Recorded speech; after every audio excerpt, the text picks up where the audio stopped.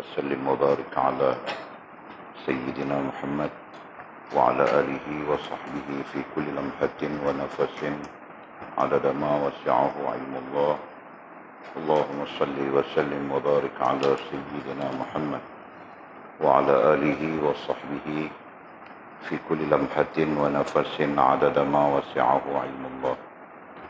بسم الله ما شاء الله، بسم الله ما شاء الله، بسم الله ما شاء الله، وما لم يشأ لم يكن. لا حول ولا قوة إلا بالله العلي العظيم. لا حول ولا قوة إلا بالله العلي العظيم.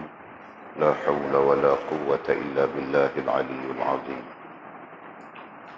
اللهم ارحمنا بالقرآن واجعله لنا إماما ونورا وهدى ورحمة.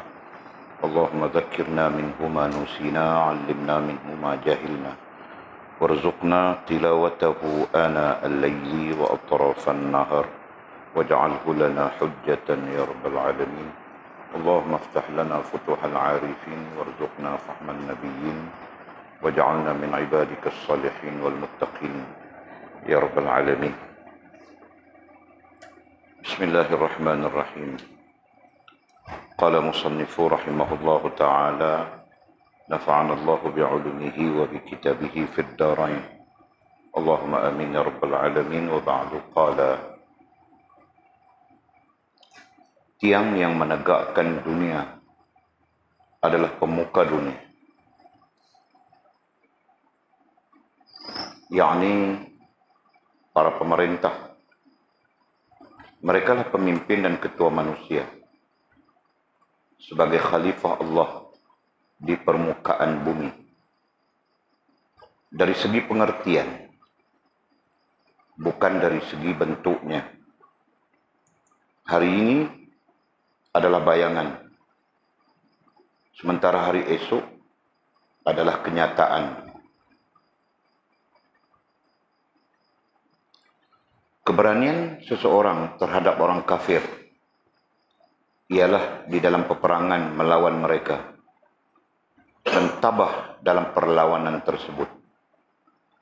Sementara keberanian orang saleh ialah berperang melawan godaan nafsunya, hawa, syaitan, dan teman-teman yang jahat. Teman-temannya yang jahat, yakni syaitan yang bertopengkan manusia. Manakala keberanian orang-orang yang khusus adalah bersikap zuhud terhadap dunia dan akhirat, serta segala sesuatu selain daripada Allah Subhanahu wa ta'ala secara keseluruhannya. Wahai hamba, bangkitlah kamu sebelum kamu dibangkitkan. Beragamalah tanpa perintah, dan pergaulilah ahli-ahli agama, kerana mereka adalah manusia yang penting dan utama. Manusia yang paling cerdik ialah manusia yang taat kepada Allah, manakala manusia yang paling bodoh adalah manusia yang derhaka kepada Allah. Rasulullah sallallahu alaihi wasallam bersabda, "Taribat yadak." Maksudnya, maka berdebulah kedua belah tanganmu. Adapun yang dimaksudkan oleh Rasulullah sallallahu alaihi wasallam dalam sabda baginda di atas ialah bahawa engkau jatuh miskin. Dan engkau akan jatuh miskin apabila engkau memburu kekayaan. Jika engkau bergaul dengan ahli agama, maka akan kayalah kedua-dua hatimu. Sementara hatimu terhindar daripada kemunafikan. Orang-orang munafik ialah orang yang menunjukkan amalnya, yakni riya. Sedangkan pada hakikatnya mereka tidak beramal. Ingatlah bahawa amalmu tidak akan diterima kecuali apa yang engkau lakukan semata-mata kerana zatnya. Yang akan diterima dari amalmu ialah pengertian amal itu, bukan bentuknya. Jika engkau menentang atau memerangi nafsu, hawa, syaitan, keduniaan dalam semua amalmu, maka amalmu akan diterima. Beramallah dan ikhlaskanlah amalan itu. Jangan melihat kepada berapa banyak amal yang sudah engkau lakukan. Tidak ada amal yang diterima kecuali amal yang dilakukan semata-mata kerananya, bukan kerana manusia atau makhluk-makhluk lain. Celakalah kamu. Kamu beramal demi seorang manusia dan kamu berharap amalmu itu diterima oleh Allah Al-Haq. Ini adalah petanda kebodohan dan kegilaan kamu.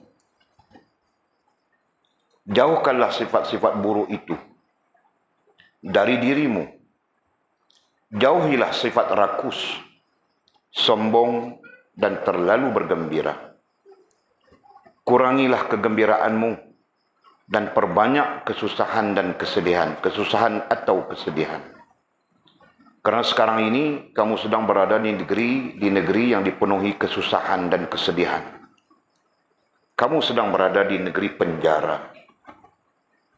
Sesungguhnya Rasulullah SAW, Nabi kita itu tidak pernah berhenti daripada berfikir. Sedikit gembira dan banyak berduka serta bersedih. Sedikit tertawa, baginda jarang sekali tersenyum, kecuali untuk menyenangkan hati orang lain. Sementara di dalam hati baginda sentiasa timbul kesedihan dan kesusahan. Seandainya bukan kerana para sahabat dalam urusan keduniaan, maka baginda tidak akan keluar dari rumah baginda dan tidak akan duduk bersama mereka. Kemudian kata musannif, wahai hamba.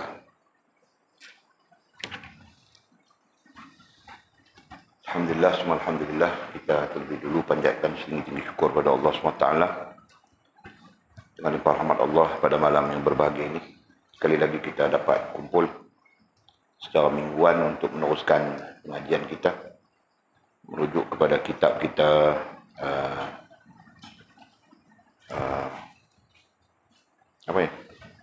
Fathur Rabbani.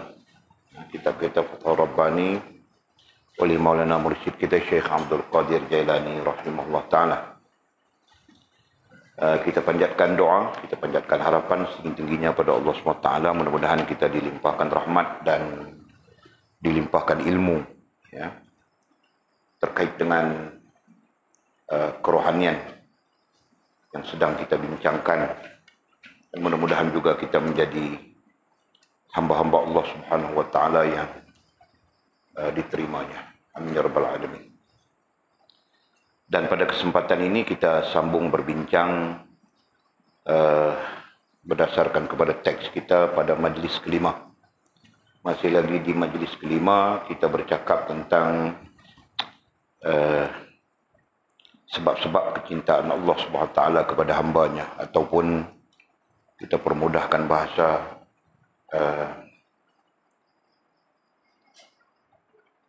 bagaimana untuk kita sampai kepada cinta Allah Subhanahu wa ta'ala. Itu yang sedang kita bincangkan.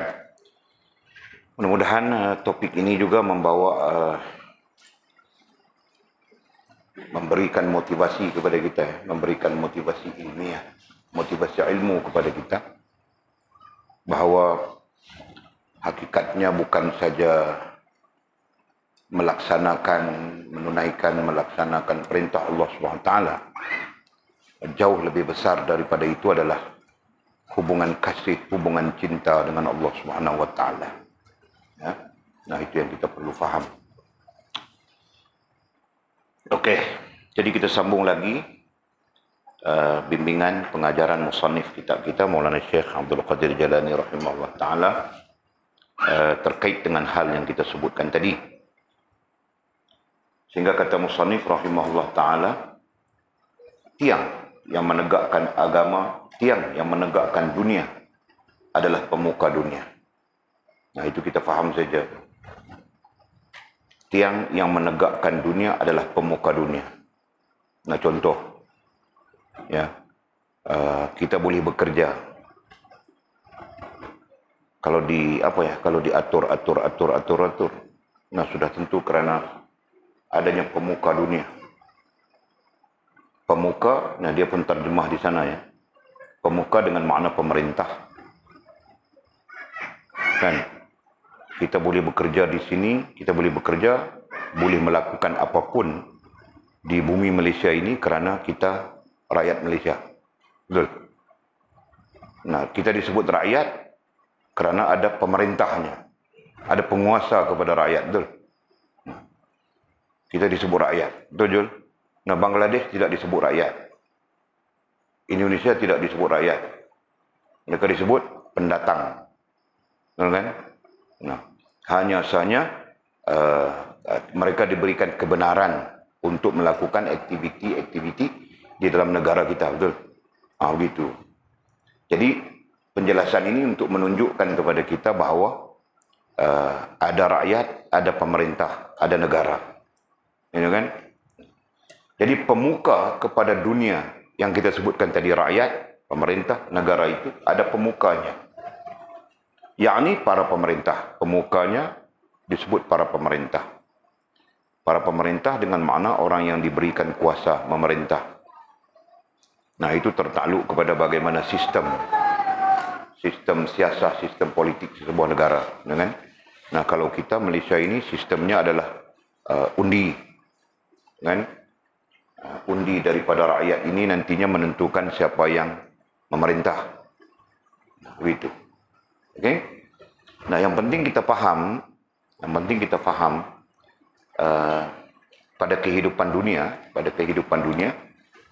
ada yang namanya rakyat, ada yang namanya pemerintah, dan ada yang namanya negara. Ya kan? Nah, nanti kita majaskan saja, kita kiaskan saja. Begitulah kehidupan kita, ya, sampai ke hari akhirat kelak dengan Allah Subhanahu wa taala. Jelas ya? Nah, itu majasnya itu. Okey. Jadi pemuka dunia itu dikatakan yakni para pemerintah. Kita faham sudah. Mereka lah pemimpin dan ketua manusia. Jadi pemerintah itu nanti disabitkan atau dikatakan sebagai pemimpin, disebut sebagai pemimpin, dan sekaligus mereka adalah ketua manusia. Ketua kepada rakyat, begitu kan? Kemudian katanya lagi, sebagai khalifah Allah di permukaan bumi. Nah, di situ perlu kita faham. Sebagai khalifah Allah di permukaan bumi. Sebagai khalifah. Yang namanya pemimpin itu nanti, yang namanya pemimpin itu sebagai khalifah. Nah, khalifah itu apa maknanya? Rantau.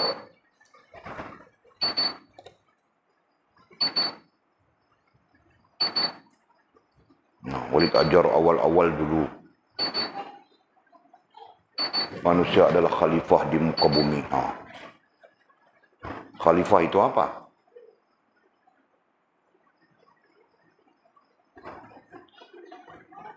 Siapa yang tengok aku tanya apa? Lebih baik jangan tengok. Tunduk terus.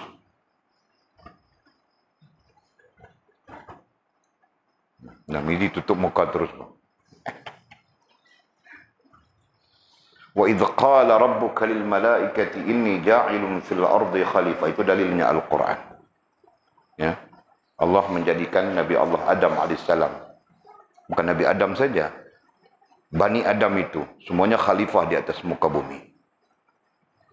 Nah, khalifah itu apa pengertiannya? Anda tahu?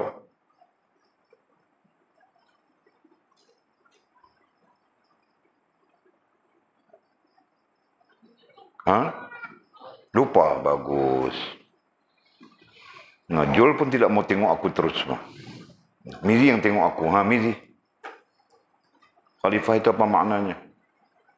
Pengertiannya apa?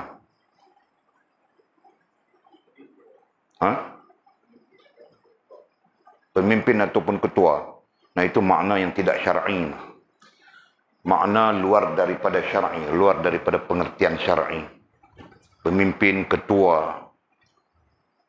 Nah, ada pengertian syar'inya khalifah. Wajar sudah semua orang. Lina. Nah, kamu orang mentang-mentang mau pulang besok, ini hari apa pun tidak mau ingat sudah. Bebas kita.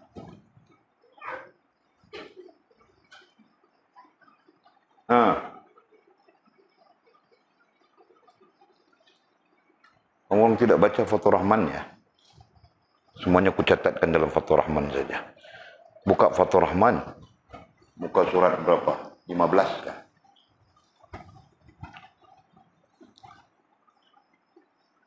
Nah itulah kelemahannya. Kemurahan. Macam pahat saja. Pahat atau kepahat. Sekali ketuk, sekali dia jalan. Tidak ketuk, tidak jalan. Padahal itu ilmu, itu dasar-dasar penting. Adakah? 14, 15, 16 atau ke depan?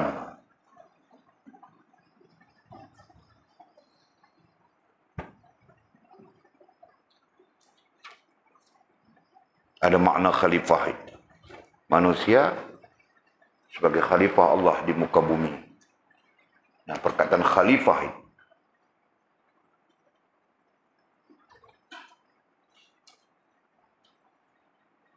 cari niyabatan anin nubuwah an hirasatid din wa siyasatid dunya bih. Nah, Miri tiba-tiba tahu dia. Tiba-tiba tahu dia. Nah, itu kelebihan Miri. Nah, kamu orang tetap tidak tahu saja. Kebingungan saja. Nah, ada tertulis di sana, niyabatan anin nubuwah an hirasatid din wa siyasatid dunya bih. Tidak di ujung.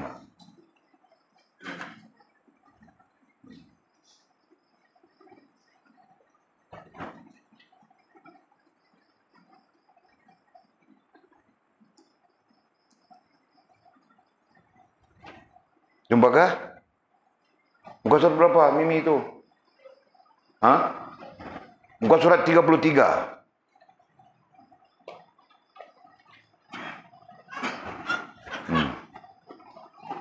Nah, mau kasih tahu boleh tidak ajar. Ada di situ. Nah, kau baca apa di situ?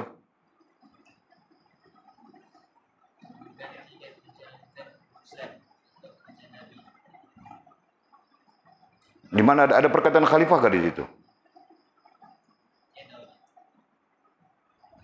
Tiada. Nah, kalau tiada sebelum-sebelumnya itu ada kusebut. Adakah perkataan khalifah? Di situ ada? Ada Mimi? Ya, ada di bawah itu kan? Narantau bilang tiada. Kamu orang pikir otak aku macam otak kamu orang kah? Nah, Cikgu Razi seorang lagi. Ustaz lupa kot. Dia ingat otak aku ini macam otak dia tidak tahu. Kurang sikit dari komputer saja otak aku ni, tahu kah? Nah, ada kan? Nah, itulah kamu orang. Mau cakap Walid yang salah. Mana ada aku salah, aku cakap semua sudah. Nah, khalifah itu makna syar'inya adalah niyabatan anin nubuwah an hirasatid din wa siyasatid dunya bih. Nah, itu menggantikan, pengganti urusan Nabi. Niyabatan anin nubuwah, menggantikan atau pengganti urusan Nabi. An hirasatid din, dalam menguruskan agama. Wa siyasatid dunya bih, menggunakan siasah dunia.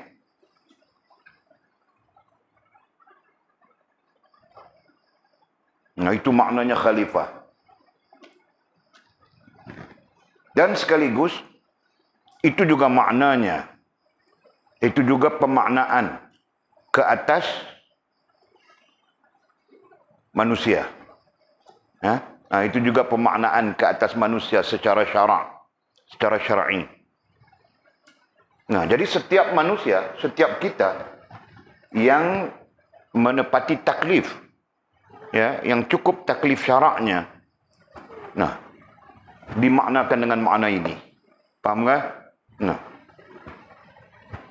ketika dia menjadi pemimpin, dia pun niabatan anin nubuwah an hirasatid din wa siyasatid dunyabi. Ketika dia menjadi rakyat, dia pun niabatan anin nubuwah an hirasatid din wa siyasatid dunyabi. Ketika dia jadi apapun di atas muka dunia ini, nah sifatnya sama saja. Niabatan anin nubuwah an hirasatid din wa siyasatid dunyabi. Jelas ya? Nah, jadi kalau begitu macam mana mau dikaitkan dengan pemimpin? Nah, ketika kau tidak menjadi pemimpin rakyat, pemimpin masyarakat, kau menjadi pemimpin rumah tanggamu. Gitu kan? Ketika kau tidak menjadi pemimpin rumah tanggamu, kau menjadi pemimpin dirimu sendiri. Sifatnya sama saja. Betul? Faham Jul? Ya. Jul pun, kau pun niabatan anin nubuwah an hirasatid din wa siyasatid dunyabi. Nah, aku belum ada bini, Pak Ustaz Walid. Belum ada bini lagi, belum ada anak lagi ni. Nah, pada diri kau sendiri. Jelas ya? Jika kau tidak memimpin diri kau sendiri, Jul, nah kau pun hanyut sudah. Betul kan, Jul? Paham ini? Nah, jika kau tidak memimpin diri kau sendiri, kau pun hanyut sudah apa? Jadi apa pun aku tidak tahu sudah. Nah, ketika kau nantinya ada anak, ada istri, ada anak, kau menjadi pemimpin kepada anak istrimu, masyarakat kecil. Nah, kemudian tiba-tiba kau terlibat dengan politik, kau menjadi apa? Kau menjadi menteri, misalnya. Perdana Menteri. Kan? Nah, kau menjadi pemimpin kepada sebuah rakyat dalam sebuah negara. Nah, tetap saja sifatnya sama. Niabatan anin nubuwah an hirasatid din wa siyasatid dunyabi. Jelas ya? Paham? Nah, kalau begitu Walid, Anwar Ibrahim, Perdana Menteri Malaysia yang ke-10 itu perlu begitu sifat begitu. Ya, perlu bersifat begitu. Siapapun. Nah, bukan Anwar Ibrahim saja, bukan siapa-siapa yang sebelum-sebelumnya, Mas. Siapapun. Perlu menyertai pemaknaan yang kita sebutkan tadi. Perlu sifatnya niabatan anin nubuwah. Jelas ya? Jadi, pandangan umum kita, ketika kita sendiri pun kita memimpin diri kita sendiri, ketika kita menjadi kepala pemimpin dalam keluarga pun kita bersifat dengan sifat yang sama, dan kita menjadi pemimpin sebuah negara, pemimpin dunia sekalipun, nah sifatnya tetap sama. Jelas Mizi? Nah, apa maknanya itu? Niabatan anin nubuwah an hirasatid din wa siyasatid dunya bifas. Maknanya apa?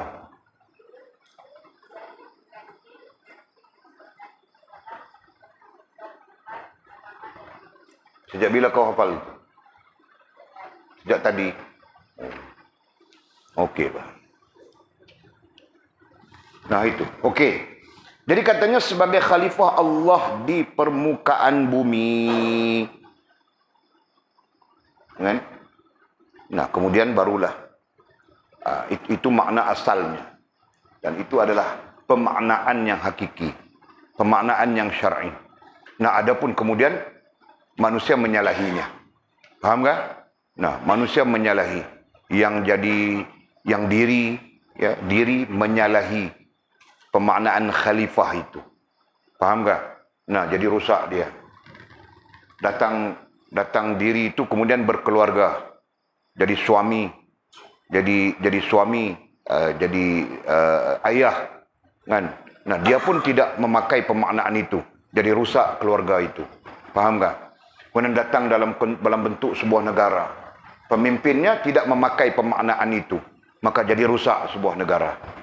Jelas ya? Nah, begitu. Jadi sebab itu mau menikah, kena menikah dengan suami yang boleh jadi pemimpin.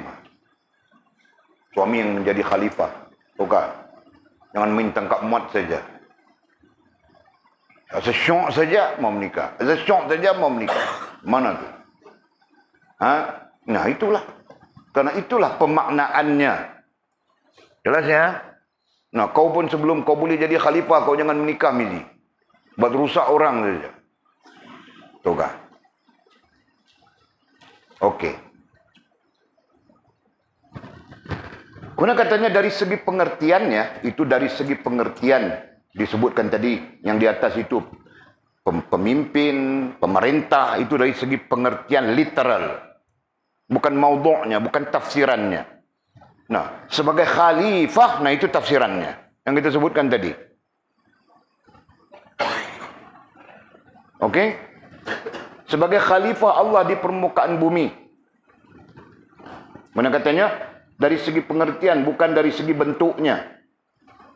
Bentuknya nanti yang seperti yang Wali sebut itu bentuknya itu. Itu pengertian dan bentuknya. Yang Wali sebutkan ini. Pemaknaan yang kita sebutkan tadi.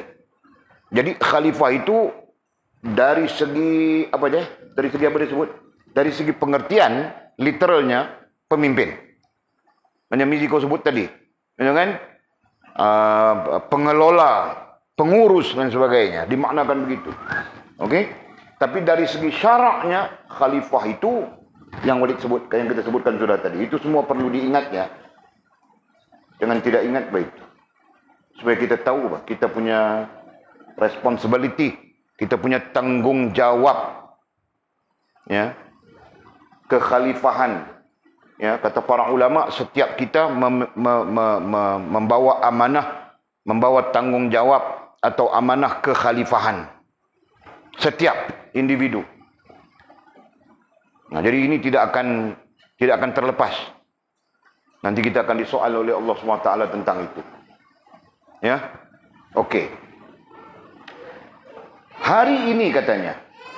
Habis sudah tentang itu, jadi kita faham sudah ya. Kurang-kurangnya kita faham sekarang antara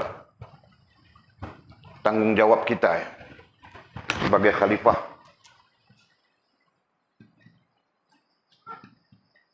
Perkataan khalifah ini kita sebut sudah tadi, teks Arabnya niabatan ani nubuwah ya.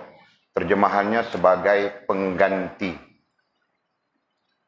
Nabi, nubuwah itu diterjemahkan dengan makna nabi.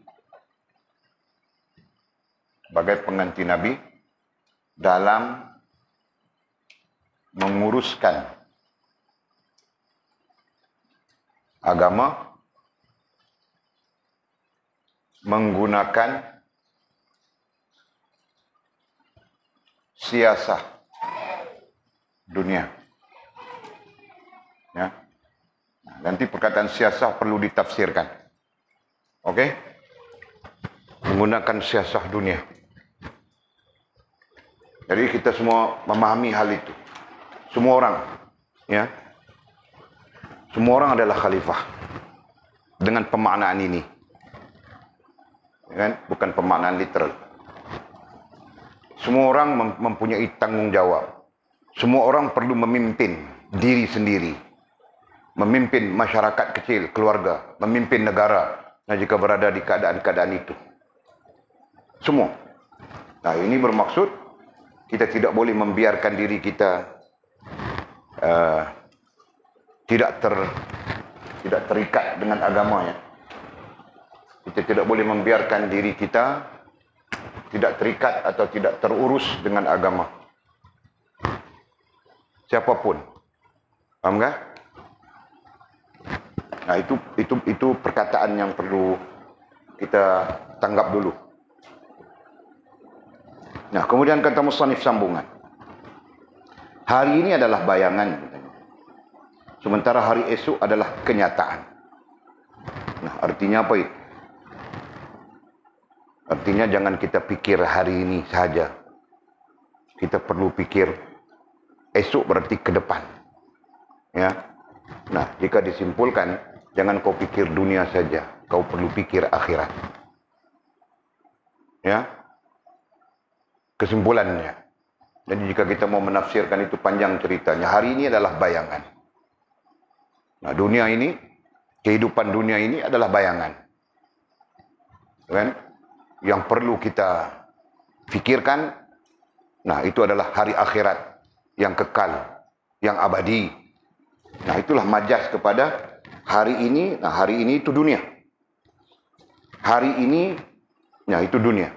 Dunia dengan makna tempat kita tinggal sekarang, tempat kita berada sekarang, hari ini. Ya. Nah ketika kau menjadi pemimpin, perkara ini perlu ada di dalam fikiranmu. Ketika kau menjadi khalifah, sama saja itu maknanya. Kita bercakap tentang khalifah khususnya ya. Ketika kita bermotivasikan dengan khalifah, nah hal ini perlu kita fikirkan. Paham Jul? Nah, aku adalah khalifah di atas muka dunia ini. Sebagai manusia, aku adalah khalifah. Dengan makna yang kita sebutkan. Maka kita perlu fikir bahawa dunia ini sementara saja. Akhirat nanti kekal, lagi abadi. Akhirat nanti seluruh persoalan akan timbul di sana. Nah, itu yang kita perlu fikirkan. Paham Jul? Jelas ya? Boleh nampak itu? Tidak nampak? Tidak nampak? Kurang. Nah, Jul, pertama sekali kau khalifah atau tidak? Khalifah ya? Nah, maknanya itu ya. Nah, ketika kau merasakan diri kau khalifah, kau perlu sedar bahawa dunia ini sementara saja. Nah, sementara itulah dimajaskan kepada bayangan. Jelas ya? Nah, akhirat itu yang pasti. Betul? Nah, adakah pikiran itu? Adakah hal itu di pikiranmu? Nah, jika ada hal itu di pikiranmu, maka kekhalifahanmu itu akan terbimbing, akan menjadi benar. Jelas ya? Nah, jika sebaliknya, kau tidak ada fikir itu, kau tidak ada fikir bahwa dunia ini hanya sementara saja. Akhirat itulah yang pasti, kau tidak ada fikir itu. Nah, nantinya kau akan menjadikan dunia ini seperti pasti. Paham tak? Kau akan bekerja, begini, cari duit, begitu cari duit, begini, seolah-olah yang pastinya hanya dunia ini. Kau abaikan akhirat. Berapa banyak pemimpin yang mengabaikan akhirat? Betul? Ya? Berapa banyak pemimpin rakyat, pemimpin masyarakat mengabaikan akhirat? Nah, kira dunia saja. Tipu sana, tipu sini, bohong sana, bohong sini, hoi ya hoi. Ya kan? Paham tak? Nah, kenapa begitu? Karena mereka bermotivasikan dengan dunia itu yang pasti. Akhirat tidak dipeduli. Itu motivasinya. Sama saja, itu kita bercakap tentang pemimpin. Diri kita pun sama saja. Paham Jul? Nah, kau sendiri adalah khalifah Jul. Paham tak? Nah, kau mengabaikan akhirat. Kau pastikan dengan dunia ini. Paham tak? Nah, ketika itu kau pun hancur kan? Rusak kan? Nah, jadi kesimpulannya, orang yang melakukan kerosakan adalah orang yang tidak bermotivasikan dunia sementara, akhirat itu kekal abadi. Jelas? Nah, orang yang tidak bermotivasikan kepada dunia ini adalah bayangan semata. Akhirat itu yang pasti. Nah, orang yang tidak ada motivasi ini, mereka akan membiarkan hidup mereka rusak. Jelas? Nah, bagaimana rusak? Mereka tidak menguruskan agama bagi diri mereka. Jelas ya? Paham kah? Kau paham kah Mimi? Kau paham kah Tul? Oke. Jadi itu maksudnya. Hari ini adalah bayangan. Nah, boleh cakap begini ya. Wahai khalifah. Wahai khalifah. Nah, Mizi, semua kita adalah. Wahai khalifah. Hari ini adalah bayangan. Akhirat itu disebut apa? Sementara hari esok, akhirat itu adalah kenyataan. Hari ini adalah bayangan. Hari ini, dunia adalah bayangan. Sementara hari esok, akhirat adalah kenyataan, pasti. Nah, itu adalah motivasinya yang perlu ada kepada diri yang menyedari dia adalah khalifah. Nah, yang tidak sedar kita perlu sedarkan dulu. Benar kan? Jadi kalau kita bercakap tentang sedar, tidak sedar, ramai manusia yang tidak sedar. Betul. Nah, di sana kita perlu menyedarkan dulu. Nah, ketika kita sedar, kita andaikan kita adalah orang-orang yang sedar. Nah, ketika kita sadar, jadikanlah motivasi hari ini, dunia ini hanya sementara, hanya bayangan, sementara. Jadikanlah motivasi akhirat nanti adalah kenyataan, adalah pasti. Letak di pikiran kita itu. Ya kan? Paham rantau? Siapapun. Nah, jika tidak letak begitu, jika tidak dimotivasikan dengan begitu di dalam fikiran, di dalam akal kita hanyut dengan dunia.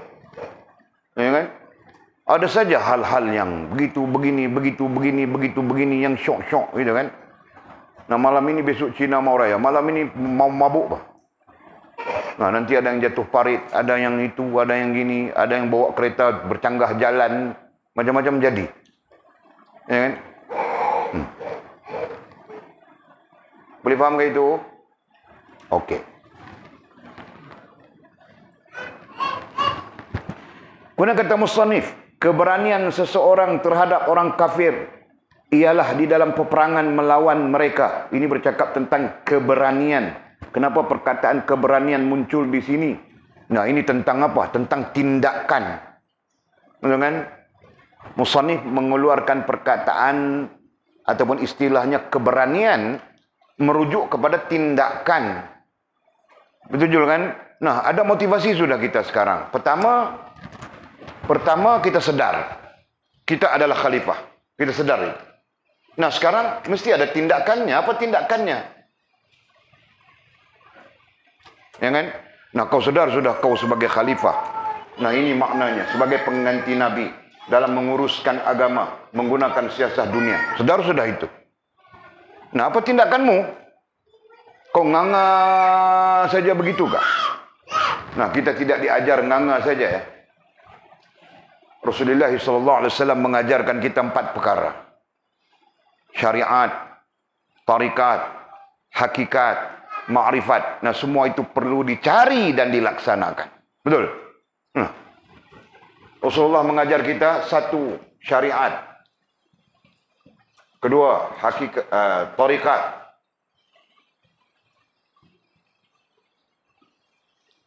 Sebutnya, ini sebutan. Istilah ni semua perlu dihurai. Ketiga, hakikat. Keempat, ma'rifat. Nah, semua ini perlu dicari. Perlu dicari dengan maksud difahami. Dicari faham. Ya. Kedua, dilaksanakan.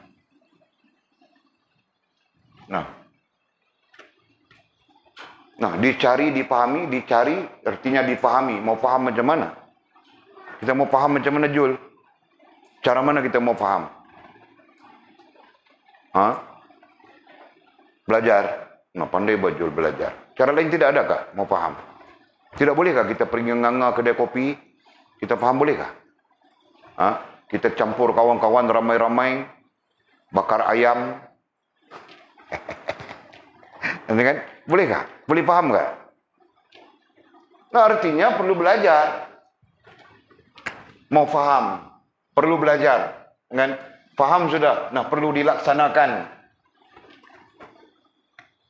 Ya, bukan sebagai maklumat yang kau dengar, kau simpan, kau duduk diam saja. Ini Walid ajar sudah. Kemarin dulu Walid bercakap. Cerita tentang siapa? Tentang majasnya, kiasnya. Ya kan? 3 hari ke 4 hari lepas aku mengajari. Mizi, kau minta kerja dengan seorang kaya. Kan?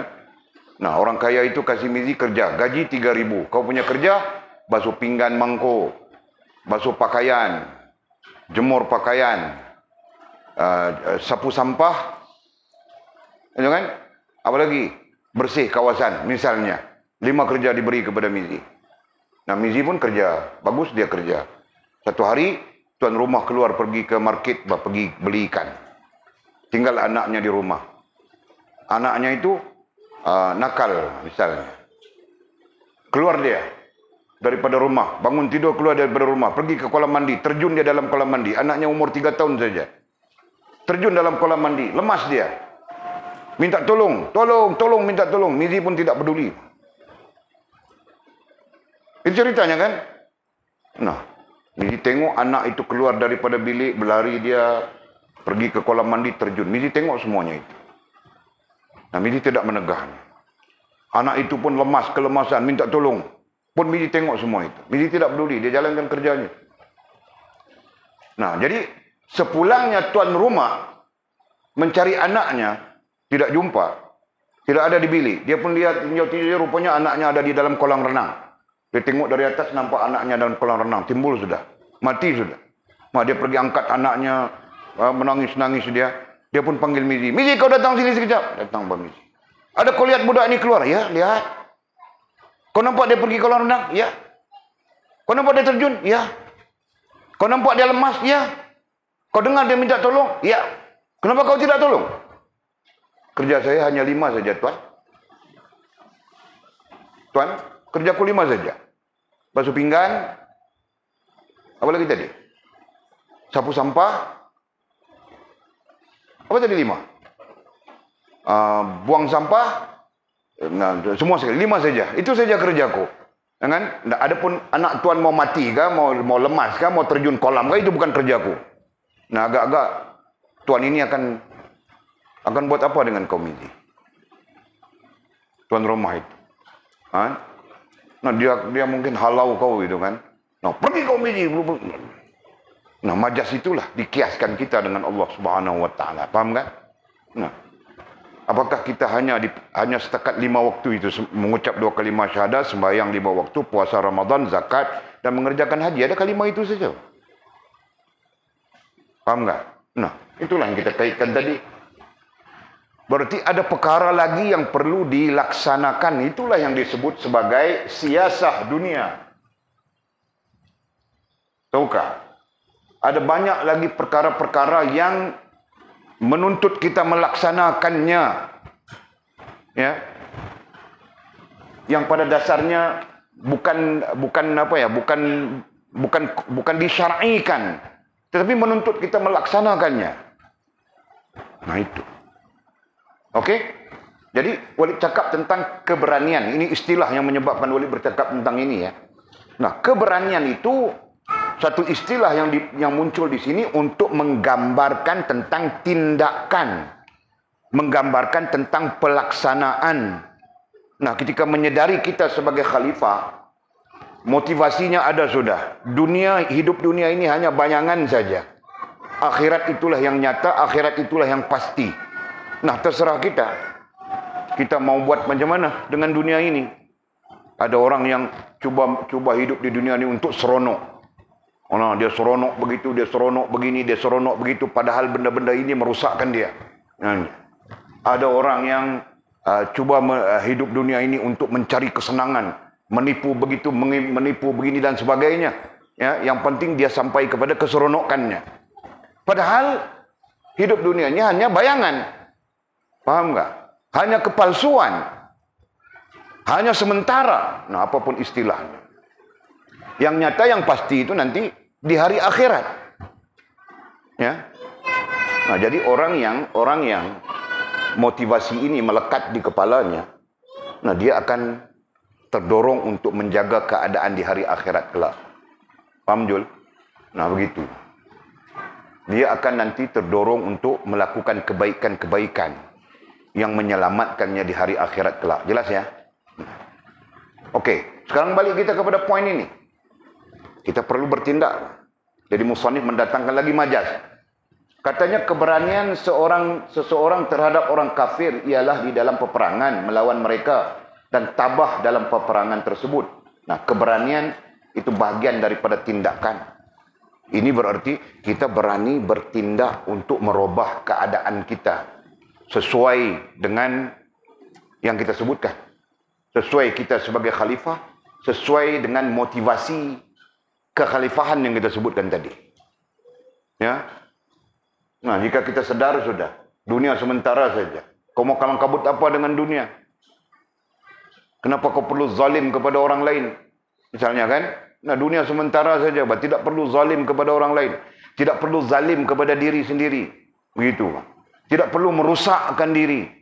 Tidak perlu memayahkan kehidupan ke depan. Kenapa? Karena dunia hanya sementara. Akhirat itu yang pasti. Nah, sepatutnya apa? Sepatutnya kita berlumba-lumba, bersungguh-sungguh supaya kita selamat di hari akhirat kelak. Betul? Nah, itu semua memerlukan tindakan. Jelas ya? Nah, memerlukan tindakan. Jika kita tidak bertindak, nah kita tetap berkeadaan seperti itu. Paham nggak? Paham ini? Jika kita tidak bertindak untuk belajar, kita tetap jahil sampai bila-bila. Betul kah? Jika kita tidak bertindak mengambil tahu, nah kita tetap akan tidak tahu sampai bila-bila. Betul? Nah, jika kita tidak bertindak, bertanya ketika sesat, nah kita tetap akan sesat. Betul? Nah, jadi bertindak itu yang dikaitkan dengan keberanian ini. Paham kan? Nah, bukan senang, Mbak. Orang perempuan mau tutup aurat saja dia perlu bertindak berani, betul kan? Jika dia tidak bertindak berani, karena ada banyak yang mengganggu fikirannya. Nanti apa kata orang, nanti begitu, nanti begini. Tahu kan? Nah, sama saja. Orang lelaki ketika dia mau jadi bagus saja pun, mau jadi baik saja pun, nah dia perlu ada keberanian diri. Bertindak keluar daripada apa? Daripada belenggu. Kan? Mau belajar saja pun, mau datang belajar saja pun, itu perlu kepada keberanian. Jangan main-main. Tahu gak, Jo? Oleh pernah berjumpa dengan seorang suami yang takut dengan istrinya. Pernah berjumpa? Keluar saja mau datang keluar mau mengaji, tiba-tiba istri telefon, pulang dia. Hah? Istri telefon, pulang sekarang, istrinya bilang. Pulang dia. Mengaji di rumah saja. Nah, istrinya bilang begitu, Pak. Mengaji apa? Mengaji di rumah saja. Oh, baru tahu dia rupanya masalah dengan istrinya. Jadi istrinya mengatakan tidak perlu pergi mengaji di masjid, dia apa? Mengaji di rumah saja. Dan itu karena bodohnya, jahilnya si istri. Pahamnya mengaji itu baca Quran. Bodoh lebih lagi suaminya. Mengikut istri, tahu kah? Nah, istrinya bilang, pulang, mengaji di rumah saja. Nah, dia pun pulang, ngaji di rumah. Baca Quran. Sama-sama bodoh, sama-sama bodoh itu kan. Oke. Jadi sama saja, Pak. Kau mau tafsir apa? Mau menikah seorang lagi, perlu keberanian juga kan. Nah. Bagi yang mau menikah seorang lagi, bagi yang tidak mau menikah, baru mau menikah pun perlu keberanian juga kan, Miji? Jadi keberanianmu itu nanti berdiri di atas apa? Berdiri di atas motivasi. Akhirat dunia hanya sementara, akhirat yang kekal abadi, akhirat yang pasti, kau akan selamat. Paham nggak? Nah, kalau kau berdiri di atas dunia ini adalah satu yang pasti, akhirat kau tidak peduli, nah, kau akan jadi kelang kabut. Betul? Hidup jadi kelang kabut, rumah tangga jadi kelang kabut, itu kelang kabut, ini kelang kabut. Ya, paham ini?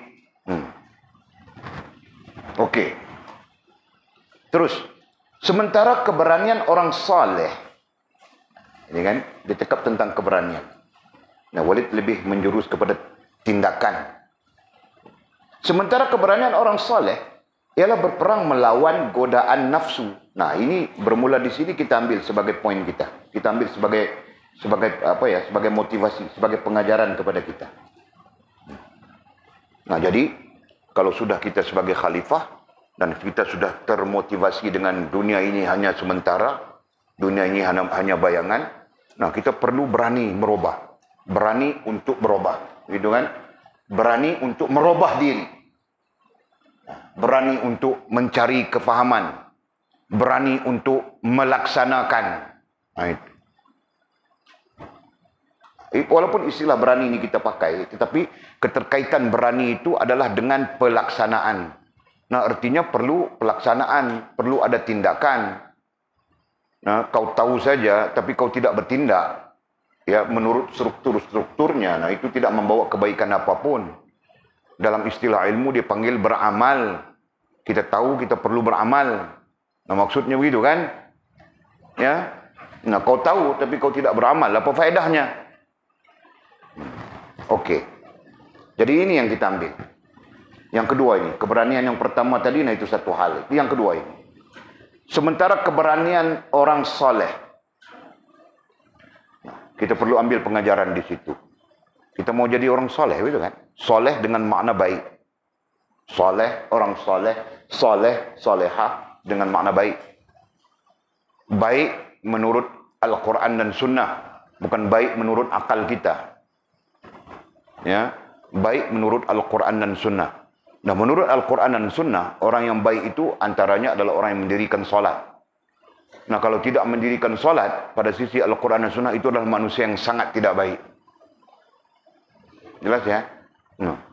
Jadi, Walid menyatakan itu kenapa? Untuk melihat perbezaan.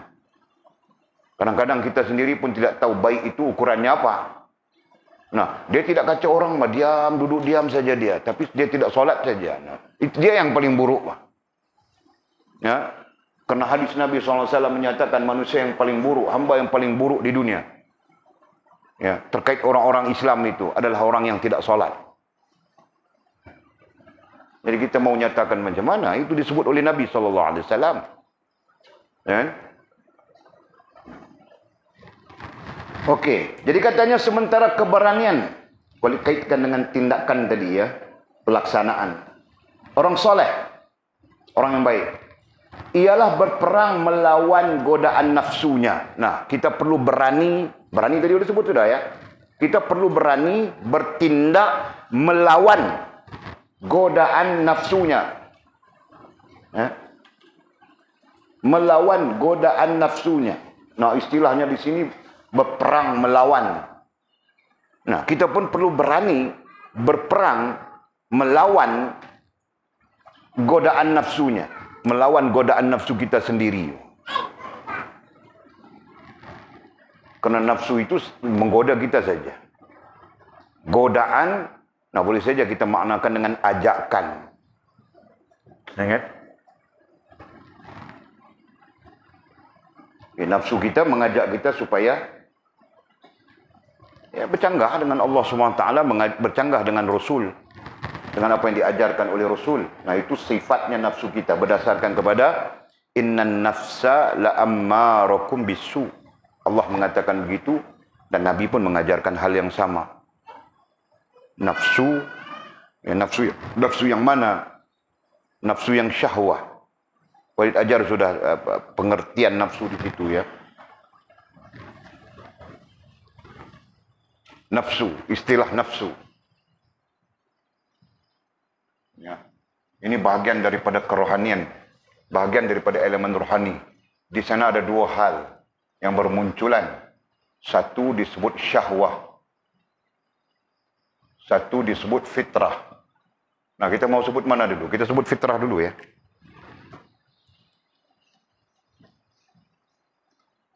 Kita sebut fitrah dulu. Nah, nafsu yang bersifat fitrah dan lagi satu yang bersifat syahwah. Nah, yang bersifat syahwah inilah su atau makna Melayunya jahat. Mengajak kita kepada kejahatan saja. Okey? Manakala yang bersifat fitrah inilah hak, dia mengajak kita, dipanggil hak ya, ataupun baik. Mengajak kita kepada kebaikan. Tunduk dia kepada kebaikan. Itu. Nah, adapun orang-orang yang nafsunya tunduk kepada kebaikan, nah itu berarti dia kembali kepada fitrahnya nafsu. Nah, ini sekaligus memahamkan kepada kita, jahatnya nafsu kita adalah karena kita mengikutnya selama ini. Paham gak, Jul? Jahatnya nafsu kita disebut oleh Allah, inna nafsa la'ammarakum bisu. Nafsu mengajakmu kepada kejahatan. Nah, berarti jahatnya kita kerana nafsu kita. Jahatnya nafsu kita adalah kita selama ini mengikutinya. Jelas ya? Nah, itu. Jadi ketika mau mengembalikan nafsu itu kepada fitrah, nah itulah yang menuntut keberanian.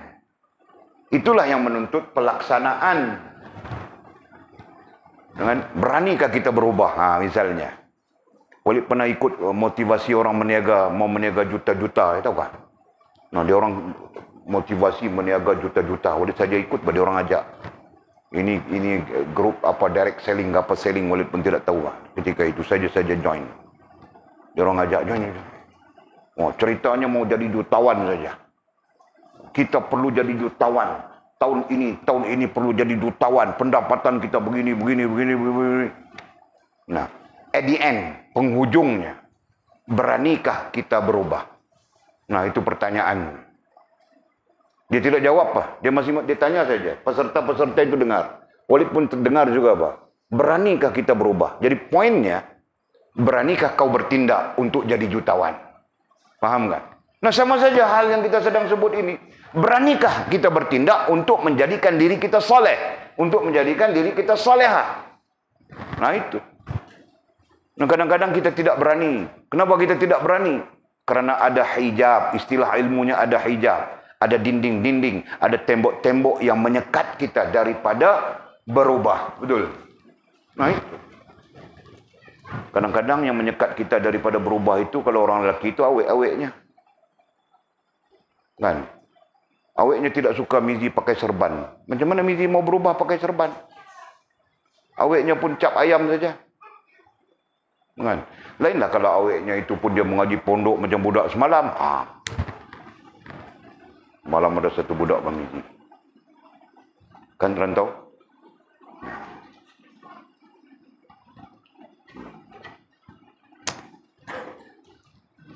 Itulah.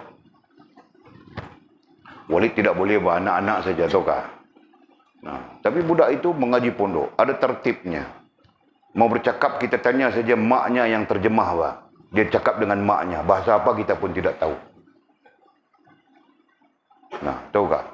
Kita tanya dia, kenapa kau kakak? Apa jadi? Dia mau keluar suara saja, tidak boleh. Bisik di maknya. Dengan mamaknya pun bisik, kau tahu kami Mizi. Nah, kenapa? Karena kami orang lelaki di depannya. Suaranya adalah aurat. Nah, orang itu kalau kau mau berbini, tahu kah? Bukan yang jual kue itu. Yang jual teh menggigau itu. Buat apa? Punggungnya pun hari-hari aku tengok, Pak. Kalau kita lalu situ hari-hari kita tengok punggungnya, kan? Nah, kamu buat apa? Bukan aku nampak punggungnya, tapi bentuk. Betul kan? Mana dia pakai seluar begitu kan? Pak Mizi, aku cerita saja. Sebenarnya Mizi tidak ada apa kena mengenal dengan orang itu. Kan? Nah, macam itu kalau mau berbini Jul. Suaranya saja dia jaga. Betul Jul. Dia bercakap dengan mamaknya bahasa apa aku pun tidak tahu, bah, sampai tidak dengar. Dengar ke Buya semalam suaranya? Suaranya pun tidak dengar, tahu kah? Mamaknya yang terjemahkan. Gatal. Sampai-sampai kami pun susah, tahu kah? Yang jadi bomo-bomo ini. Begitu. Ini asal cakap, kau kenapa kakak? Saya... Suara macam... Apa dia tidak menjaga suaranya? Suara itu aurat bagi perempuan. Ya kan? Contoh. Okey. Nah, itulah yang boleh disebutkan berani. Terlanjur cerita menikah lagi tadi kan? Nah, contoh. Itu contoh. Nah, Walid mau cerita tentang berani. Berani berarti tindakan itu kan? Pelaksanaan. Jadi kita mau melaksanakan sesuatu, nah itu menuntut keberanian. Bahasa mudah, berani berubah. Nah itu. Dari tidak baik kepada baik. Ya kan? Nah, kita sebut ini tadi. Ini dia. Dari jahat ini, dari nafsu yang jahat ini, kepada nafsu yang baik ini. Daripada syahwah, berani berubah kita kepada fitrah. Begitu. Ya kan? Nah itu. Jangan daripada fitrah nanti kau berubah kepada syahwat. Pulang saja ke Murang ke Sabah, di airport saja mula jadi hantu sudah. Aku pasang CCTV di airport itu, tahukah? Aku mau tengok saja macam mana jadi ke Murang. Aku pakat sudah dengan pramugari Lion Air itu. Lion Air apa? Apa flight kamu orang naik? Asia. Asia itu. Kasih tahu sudah pramugari. Tengok ini anak-anak aku ini mau jadi macam mana. Jangan kau minta makan hutang. Kami hutang boleh kakak? Nanti balik kami bayar. Aku tidak tahu itu. Okey. Nah, kata musannif sementara keberanian orang soleh. Nah, keberanian ini yang kita mau. Ya, keberanian ini yang kita mau sekarang. Kita mau satu keberanian yang membolehkan kita bertindak untuk jadi soleh, untuk jadi solehah. Kita mau itu. Ya. Jadi keberaniannya bagaimana? Ialah berperang melawan godaan nafsunya. Kita berani melawan godaan nafsu, berani melawan ajakan nafsu kita. Ajakan yang mana? Yang bercanggah. Selama dia bercanggah. Nah, jika dia tidak bercanggah, nah berarti itu fitrah. Ya kan? Mau mengaji pun rasa berat saja, payah saja. Nah, kita lawan bah. Ya kan? Mau zikir pun payah saja, berat saja, kita lawan. Supaya kita boleh berzikir. Supaya kita mendapat kebiasaan zikir. Nah, tentang zikir. Ya kan? Supaya kita mendapat kebiasaan bersalawat. Nah, itu tentang salawat. Supaya kita mendapat kebiasaan berbuat baik. Nah, itu tentang berbuat baik. Jangan yang mempengaruhi kita kebiasaan yang buruk. Nah, ini kan. Nah, kebiasaan yang buruk itu apa? Naik motor pergi ke pekan tu, mau beli teh, mengigau. Itu kebiasaan buruk, Pak. Nah, Walid tegas saja. Salah kau Walid beli air? Beli air itu tidak salah, tapi kau tengok orang yang jualnya itu salah. Contoh, Walid sebut. Ya, Mizi, paham tak? Paham, Jul? Boleh paham tak? Nah, sekarang si Yusri pula tersangkut pula. Ya kan? Kau tidak tahu lagi Yusri tersangkut sudah? Nah, kau ini kakak, Pak. Okey. Jadi kita apa ya? Kita mau mengurangkan kebiasaan. Tadi boleh sebut sudah ya. Jahatnya kita apabila jahatnya nafsu kita.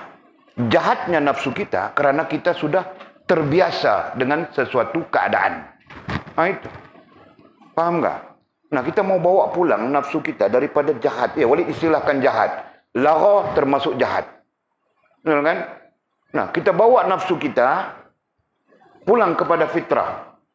Ya, contoh. Nah, aku mau baca Quran, bah. Tidak ada apa yang aku mau buat, jadi baca Quran misalnya. Baca Quran, tengok kitab misalnya. Betul kan?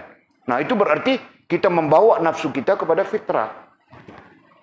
Meninggalkan kebiasaan kita, betul?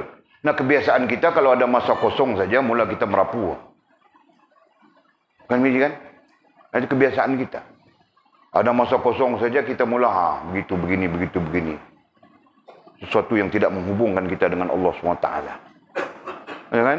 Nah, kita mau tinggal kebiasaan-kebiasaan itu kepada kebiasaan-kebiasaan yang bersifat fitrah. Nah, itu tindakan orang mau baik. Kan? Tindakan orang yang mau baik, mau kepada kebaikan. Mau membawa dirinya menjadi baik, menjadi saleh. Nah, itu. Ya. Nah, jika dia tidak bertindak apa, bang, begitu saja, begini saja, macam itu juga, bang. Kebiasaan-kebiasaan yang tidak baik itu campur juga dia. Nah, ini berarti dia tidak ada tindakan. Selama mana tidak ada tindakan, nah, tidak ada perubahan. Okey, terus. Lagi dia disebut di sini. Apa lagi? Melawan nafsunya.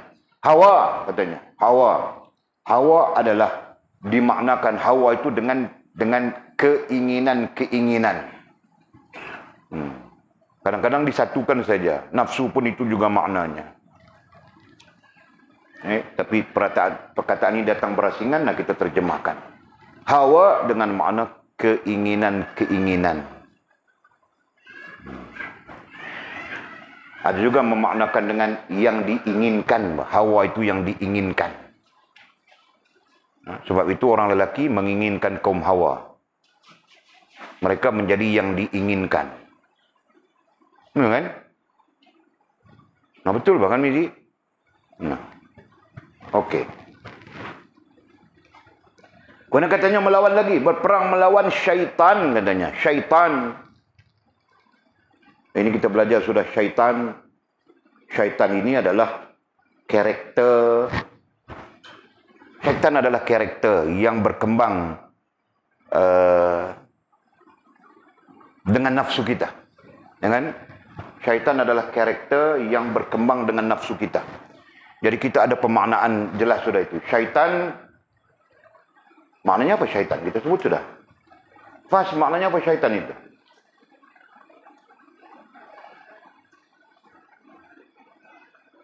Kuat sikit buat. Kau mau jawab soalan saja suara hilang.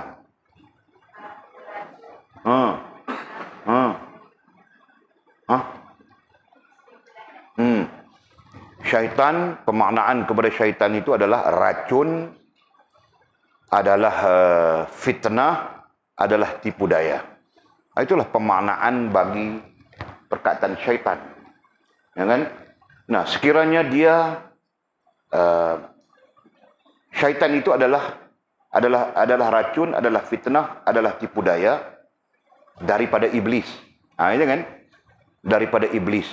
Nah, iblis menciptanya, mewujudkannya, dan kemudian memasukkan ke dalam diri kita melalui pintunya yang bernama nafsu. Ya kan? Nah, apabila nafsu kita terkena racun daripada iblis itu tadi, racun, terkena fitnah daripada iblis itu tadi, atau terkena tipu daya daripada iblis itu tadi, ya kan? Nah, nantinya menjadikan diri kita syaitan manusia. Syaitan manusia atau manusia syaitan. Itu terserah kita mau menyebut. Nah, ada juga yang menyebut manusia syaitan. Ada juga yang menyebut syaitan manusia. Menjadikan diri kita nantinya syaitan manusia. Hal yang sama berlaku kepada golongan jin. Menjadikan jin nantinya syaitan jin. Kan? Kadang-kadang orang Melayu sebut jin syaitan. Kan? Jadi hakikatnya adalah pengaruh iblis ke atas diri kita. Nah, itu yang dipanggil syaitan. Nah, nanti pikiran kita, pikiran yang sudah diracun, berarti kena syaitan sudah pikiran kita. Perasaan kita kena perasaan yang sudah teracun. Jadi perasaan kita pun perasaan syaitan sudah. Nah, nanti sampai kepada tingkah laku kita pun tingkah laku syaitan saja. Yang kesimpulannya, pikiran, perasaan, tingkah laku menyalahi Allah, menyalahi Rasulullah. Nah, itu adalah tingkah laku, itu adalah syaitan. Ya kan? Nah, itu pun perlu kita perang, perlu kita lawan. Mungkin saja selama ini dia sudah berada di dalam diri kita. Dia sudah menjadi bahagian daripada diri kita. Ya kan? Nah, kalau usia Walid 54 tahun, berarti 54 tahun dia sudah menjadi bahagian dalam diri Walid. Nah, perlu lawan itu. Perlu kita berperang dengan dia untuk membebaskan diri sebenar kita, rohaniah dan jasmaniah kita daripada belenggunya syaitan itu. Ya kan? Nah, perlu kita berperang itu, perlu kita lawan, perlu bertindak. Faham nggak, Faham? Jangan kau terus ikut dia saja. Nah, dia menipu kita terus. Nah, jadi mau buat macam mana? Lawan. Kita perlu bertindak melawannya. Gitu. Jelas ya? Siapapun. Nah, ketika kita tidak bertindak melawannya, nah, dia akan menipu kita begini, menipu kita begitu, memesongkan kita begini, memesongkan kita begitu. Sehingga sampai-sampai kepada rohaniah kita pun dia akan tipu. Cara berfikir dan sebagainya. Betul kan? Oke.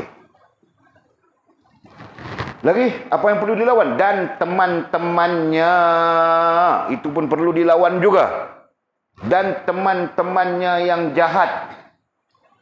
Teman-teman. Nah, mau terjemah macam mana teman-teman? Kalau kita kawan-kawan saja kan? Teman-teman, kawan-kawannya yang jahat.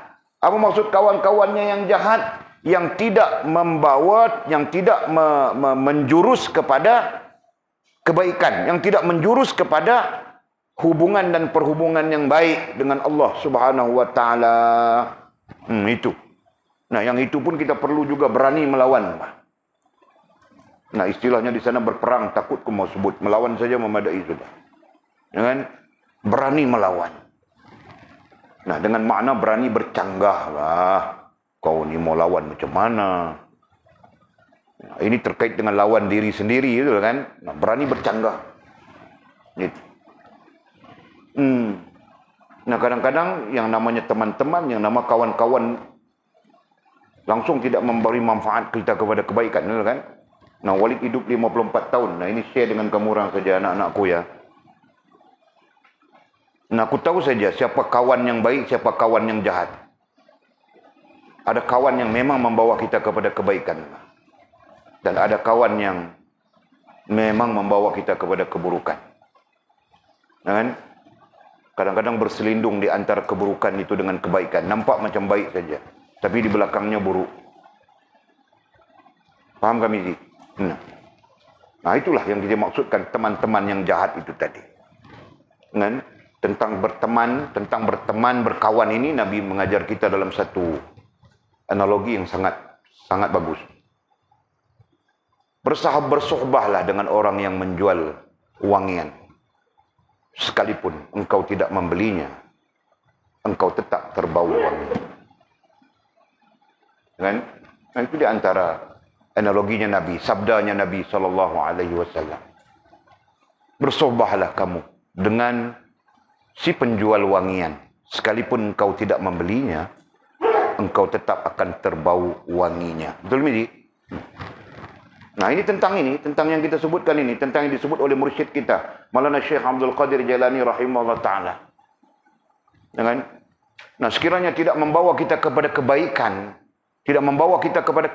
ukurannya adalah hubungan baik dengan Allah, perhubungan baik dengan Allah. Nah, kita jauhkan saja, Pak. Sekiranya kita tidak mampu membawa mereka, kita jauhkan. Kita tinggalkan. Kita mungkin boleh bersama dengan mereka sekiranya kita mempunyai kemampuan untuk mengajak mereka bersama dengan kita kepada Allah SWT. Betul? Kepada hubungan yang baik dengan Allah, kepada perhubungan yang baik dengan Allah SWT. Nah, jika tidak, leave it. Tinggalkan. Karena kemudaratannya akan berlaku kepada kita. Kan? Apalagi yang perlu kita lawan? Ya, perlu berani melawan. Karena katanya, yakni syaitan yang bertopengkan manusia.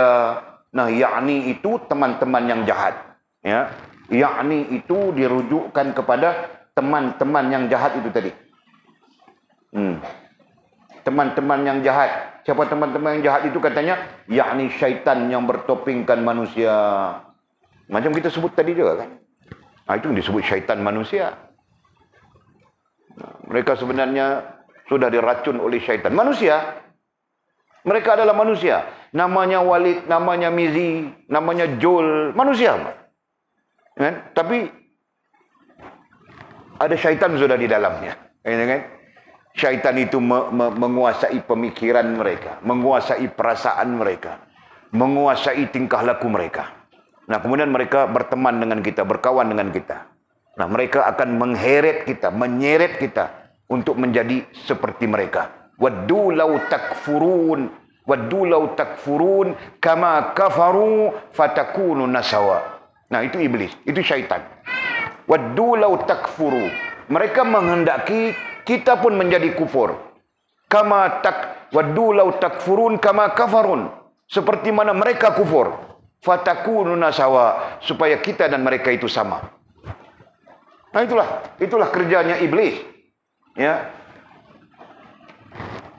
Ayat apa? Surah apa? Tolong cek tak? Waddu law takfuruna kama kafaru fatakununa sawa.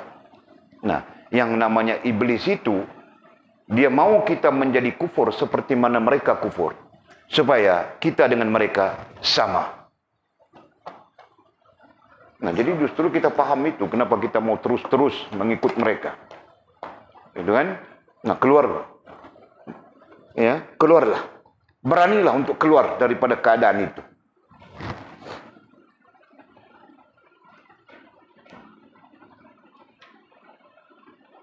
Nah, lanjut kata musannif.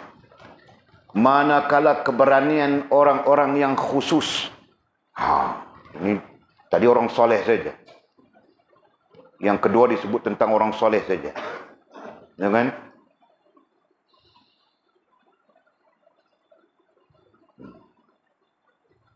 Nah, ini orang-orang yang khusus. Kenapa disebut orang-orang yang khusus? Nah, bukan saja soleh dia. Ya, bukan saja soleh dia. Jauh lebih penting daripada itu, mereka adalah orang-orang yang arif. Ya, orang-orang yang mencari kearifan.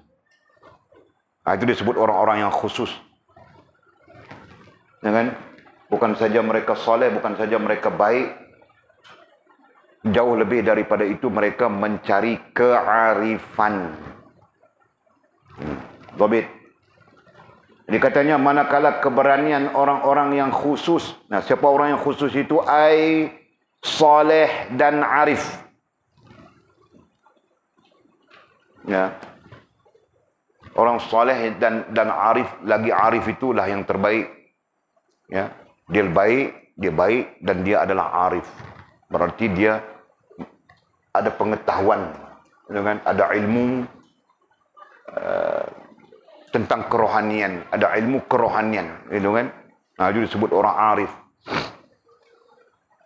Dan manusia ini ada baik, tetapi tidak arif. Baik, cuma dia jahil, gitu kan? Nah, ini baik, dia arif. Orang yang baik tapi jahil tetap ada bahayanya. Seperti mana sabda Nabi SAW, ya, syaitan lebih takut kepada orang alim, seorang orang alim, daripada 1000 orang abid. Walaupun hadis itu makamnya fadail, tapi pengajarannya sangat bagus untuk kita. Syaitan yang dikaitkan dengan iblis. Nah, iblis itu takut kepada seorang orang alim, lebih takut kepada seorang alim daripada 1000 orang abid. Nah, abid itu adalah ahli ibadah. Ahli ibadah itu baik atau tidak? Baik kan? Yang namanya ahli ibadah itu sudah tentu baik. Betul? Nah, 1000 mereka tidak ditakuti oleh iblis daripada seorang alim, ya, daripada seorang orang alim. Nah, gambaran ini memberi pelajaran kepada kita tentang pemaknaan yang kita sebutkan tadi. Ya. Jadi, bila disebutkan kepada kita, apa disebutkan? Manakala keberanian orang yang khusus. Nah, siapa orang yang khusus itu? Orang yang khusus itu orang yang baik, istilah Arabnya saleh, ya kan? Wal arif. Ya. Saleh, orang yang saleh dan arif. Kompromi keduanya itu, ya. Dia bukan saja saleh, nah jauh daripada itu dia arif. Jadi saleh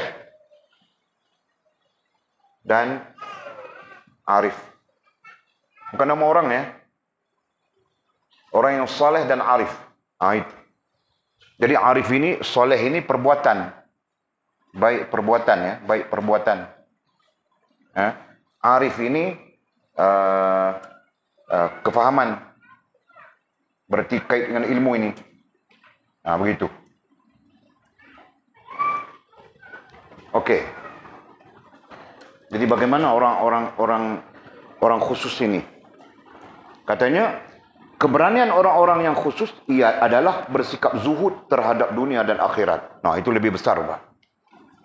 Ya. Nah, adapun orang-orang yang khusus, ya, orang yang soleh lagi arif ini, nah, mereka berani untuk bersikap zuhud terhadap dunia dan akhirat. Berani bertindak, ya kan? Berani melakukan, berani melaksanakan.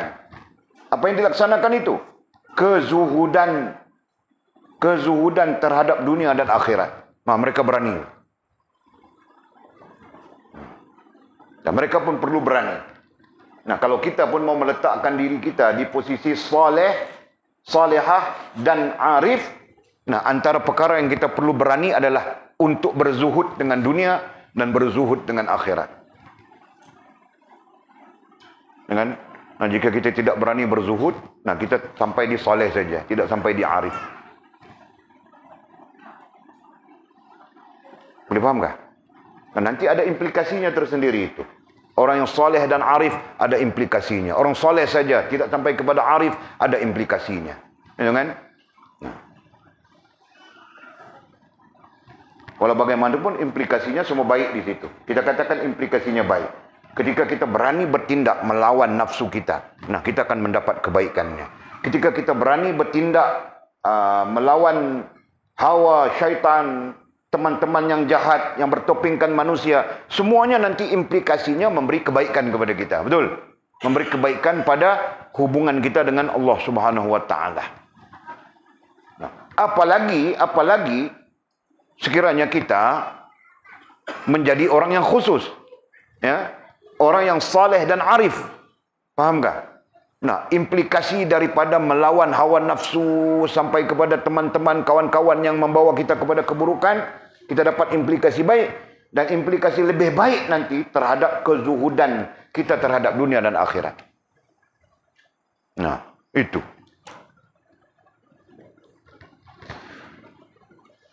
Serta katanya, serta segala sesuatu selain daripada Allah SWT. Jadi termasuklah, ya, mereka orang-orang yang khusus ini ataupun orang-orang yang saleh dan arif ini, ya, mereka melawan diri mereka untuk bersikap zuhud terhadap dunia dan akhirat, serta segala sesuatu. Nah, serta apapun selain daripada Allah SWT secara keseluruhan. Berarti mereka fight, mereka lawan. Mereka lawan untuk berzuhud. Nah, kalau dikatakan sesuatu yang lain selain daripada Allah, manusia, benda, hal dan perkara. Nah, itu saja. Ya. Nah, mungkin di sana istri, mungkin di sana anak. Kan? Jadi kita zuhud terhadap anak. Nah, mungkin begitu keadaan. Paham, Jul?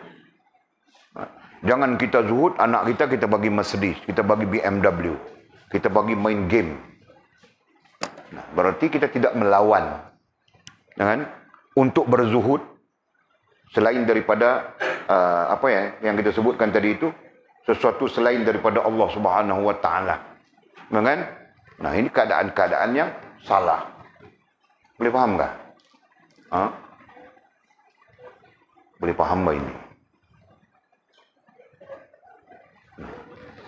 Nah, jadi ada 3 keadaan. Nah, terserah kita. Terserah kita mau bertindak bagaimana. Nah, kalau Walid, pada pandangan Walid, yang kedua dan yang ketiga ini.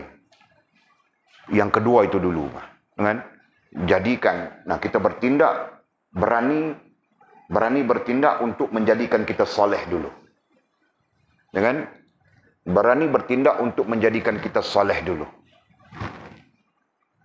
Nah, kemudian baru kita berani bertindak untuk menjadikan kita orang khusus. Menjadikan kita sebagai khusus. Kita belajar sudah itu, ya. Ada 3 tahap, ya. Khusus, khas, khusus, khawasul khawas. Nah, itu tahapnya. Tahapnya orang-orang kerohanian. Ya, tahapnya kerohanian. Ada 3. Tahap khas, tahap khusus, kemudian tahap khawasul khawas. Nah, tahap khawasul khawas itu adalah tahap tertinggi. Jadi kalau kita kaitkan dengan Allah melayan, khawasul khawas itu Allah melayan dengan latif. Ya. Khusus itu Allah melayan dengan rahim. Khas itu Allah melayan dengan rahman.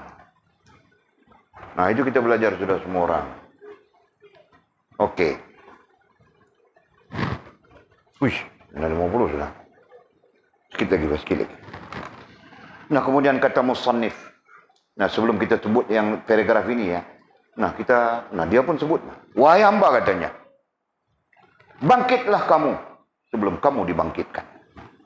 Nah, jadi perkataan bangkit itu, jika kita mau sebut istilahnya, sedarlah kamu sebelum kamu disedarkan. Nah, kan? Ini boleh saja disebut moto, slogan. Macam Maulid pergi ke masjid mana? Nah, datanglah ke masjid sebelum anda diusung ke masjid. Betul kan? Besar skrin TV pun keluar, bah. Datanglah ke masjid, dan itu nasihatnya, motivasinya kepada anak qaryah, ya. Datanglah ke masjid sebelum anda diusung ke masjid. Oh, syok ayat itu. Itulah contohnya, kan. Jadi setelah musannif menyebutkan semua yang kita baca tadi, nah katanya bangkitlah. Nah, Walid lebih senang dengan perkataan sedarlah.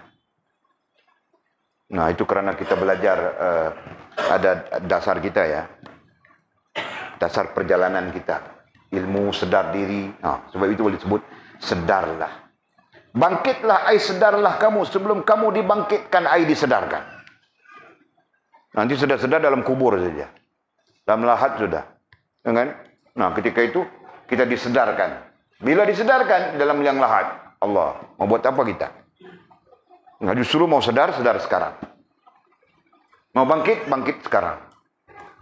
Sedar untuk apa? Bangkit untuk apa? Bertindak melawan apa-apa yang menjadi penghalang hubungan kita dengan Allah Subhanahu wa taala. Jangan kita tidak sedar-sedar. Jangan kita tidak bangkit-bangkit. Khususnya Walid, 54 tahun sudah. 54 lah. Jadi kalau sekarang tidak sedar lagi, sekarang tidak bangkit lagi, bila mau sedar, bila mau bangkit? Dalam kubur nanti kah? Itu pertanyaan-pertanyaan yang Walid lontarkan kepada Walid sendiri.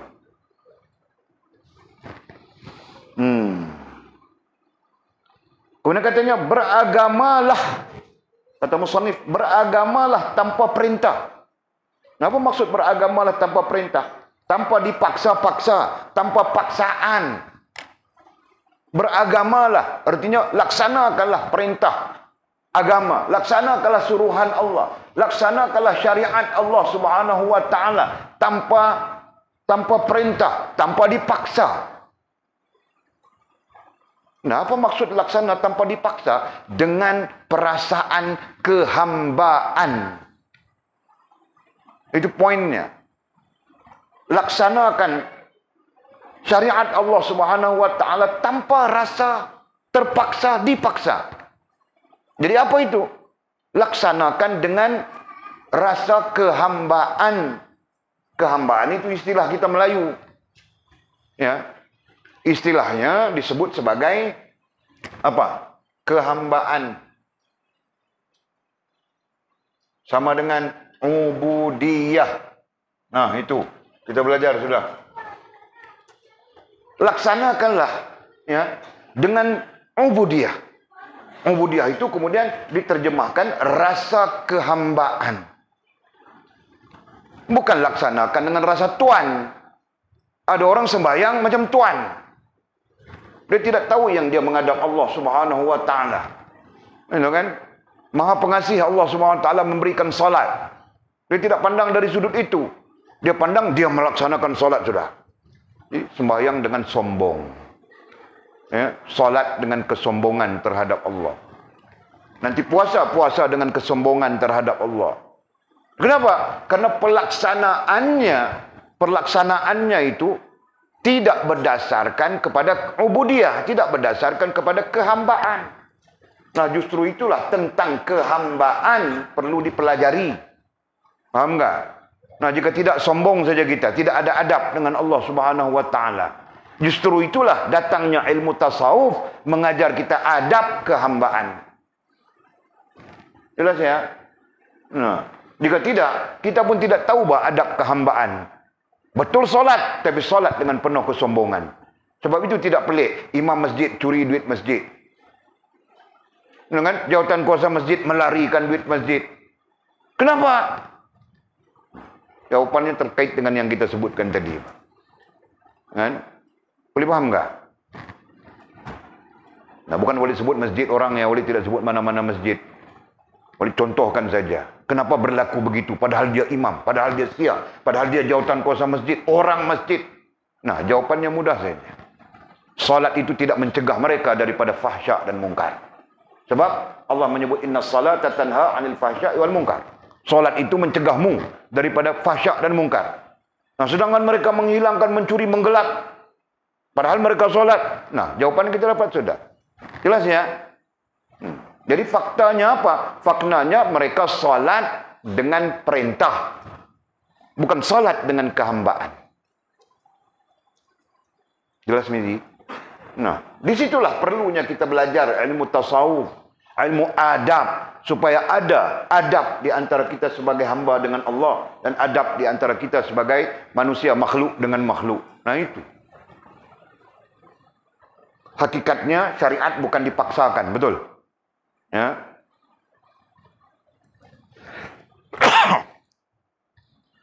Nah, disebut sudah tadi, hakikatnya syariat bukan dipaksakan. Jelas ya?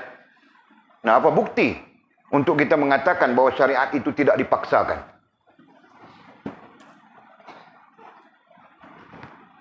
Mami kau mau menikah sudah. Apa buktinya? Apa buktinya bahwa syariat itu tidak dipaksakan? Allah tidak memaksamu salat. Allah tidak memaksamu puasa. Allah tidak memaksa kita untuk berzakat, berhaji. Bahkan Allah tidak memaksa kita untuk mengucap 2 kalimat syahadah. Apa buktinya? No, kau mau jawab saja baca doa dulu, Pak. Masya Allah. Lupa-lupa ingat. Nah, yang ingat itu, yang lupa itu biarkan dulu.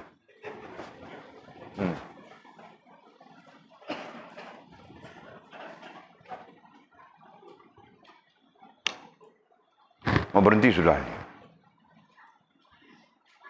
Tunggu midi saja. Tidak tahu? Hilang. Oh, hilang. Midi hilang. Okey, Pak. Nah, aku mau tanya siapa? Aku mau tanya Atul. Apa buktinya Atul? Allah tidak pernah memaksamu mengucap 2 kalimat syahadah. Allah tidak pernah memaksamu salat. Allah tidak memaksamu zakat. Allah tidak memaksamu haji. Allah tidak memaksamu apapun.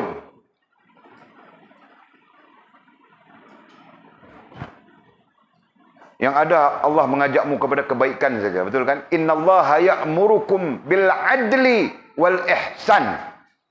Itu saja yang ada. Allah mengajakmu. Innallaha ya'murukum. Allah memerintahkan kalian. Ya'murukum bil adli, supaya bersikap adil dan membuat kebaikan. Nah, tidak ada bukti bahawa Allah paksamu. Kalaupun datang dalam bentuk perintah, itu perintah, bukan paksaan. Nah, Walid minta satu bukti saja. Betul, kau jangan mimpi lagi. Okey? Sekarang masanya kamu orang mewarisi kajian kitabnya. Abang Mizi, kau Atul cakap, kau pun mau cakap. Ada sense kah? Tidak ada. Okey, tidak ada, tidak apa.